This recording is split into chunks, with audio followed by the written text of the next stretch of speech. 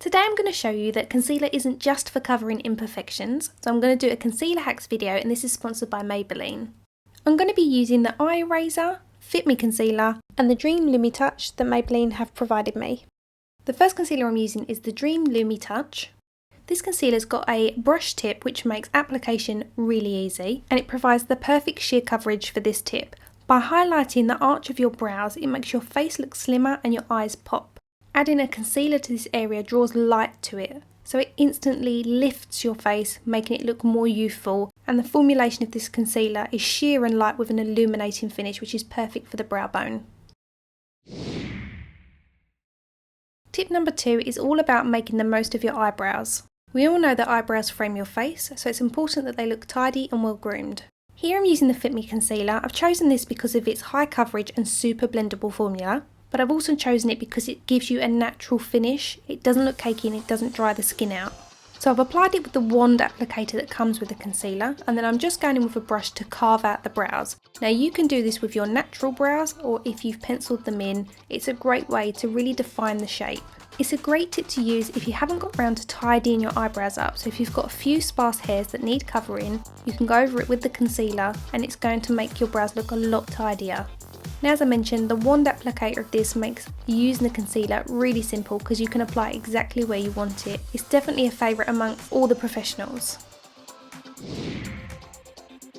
This next tip serves more than one purpose. I'm applying the Fit Me Concealer directly to the mobile eyelid and then I'm using my finger to work that in.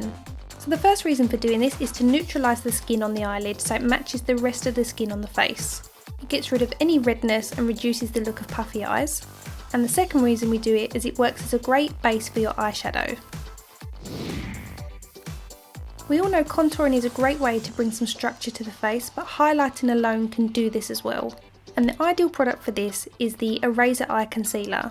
You can see it's got a sponge tip applicator which is really comfortable to apply underneath the eyes. And the formula of the concealer is a corrector, so it's going to get rid of any dark circles or uneven skin tone underneath your eyes.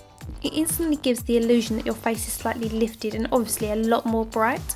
For a daytime look, I like to work it in with my finger so we get more of a natural appearance, but for an evening look you could apply it in a triangular shape and just use the sponge to work that in. If you struggle to create that nice crisp clean wing to your eyeliner, then concealer is going to be your best friend. Simply swipe a very small amount underneath your wing, then using an angled liner brush, you're going to use that to pull the concealer along the base of your winged liner. It's going to instantly sharpen that wing. Going back to highlighting, I'm going to apply some of the Dream Lumi down the centre of the face. Remember, this is a light, sheer coverage with an illuminating finish, so it's going to still be very natural, but it's going to draw light to the centre of the face, making it look more three-dimensional and add a beautiful brightening effect to your skin. Again, the fact that it's got this nice brush tip makes the application really simple for the centre of the face. You can either work it in with the brush tip or use your finger like I am to blend that into the skin. Think you've mastered contouring? Think again. You can use the Fit Me Concealer wand to define the hollows of your cheeks. Use that wand to apply the concealer in a straight line directly underneath your contour. Then use a brush to pull that concealer down towards the jaw. This is going to lighten that area, making it a nice contrast to your contour colour in the hollows of the cheeks. Using the belly of the brush, we're going to use that in a patting motion to diffuse that strong line that we've got between the contour and the concealer. Then I'm going to use the bristles in a feather motion, so up and down, to make sure there's no harsh lines. Are you fed up of your lip colour fading? The key is prep.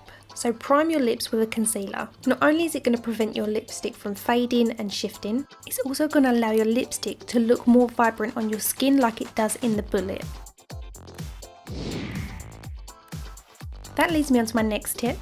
We all know how tricky it can be to apply lipstick evenly and symmetrically on your lips. Can't always get it right, but you don't need to worry. Go in with a high coverage concealer like the Fit Me Concealer and a brush and apply that to the edges of your lips.